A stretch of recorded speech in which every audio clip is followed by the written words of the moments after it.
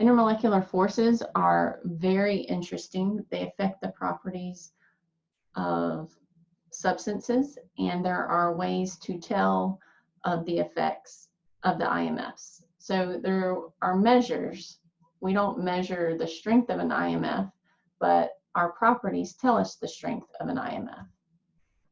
All right, for example, boiling point, melting point, enthalpy of vaporization, enthalpy of fusion, enthalpy of sublimation, viscosity, surface tension.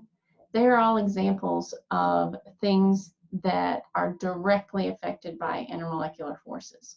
The stronger the intermolecular forces, the higher these values will be, because it will take more energy to overcome the strength of the intermolecular forces.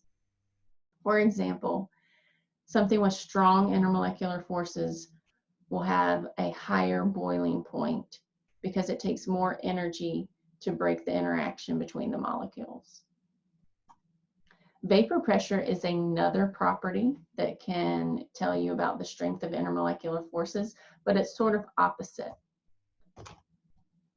The stronger the intermolecular forces, the lower the vapor pressure will be, because less of it is able to convert to the gas phase, because it's being held more tightly through stronger attractions. And there will be other videos telling you about vapor pressure and what vapor pressure is. All right, so the IMF affects these properties, and this is just to emphasize that effect.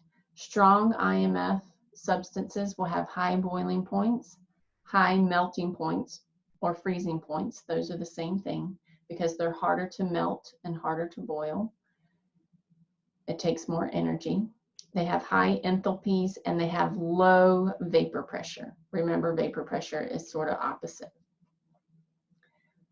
Weak intermolecular forces are associated with low boiling points, low melting and freezing points.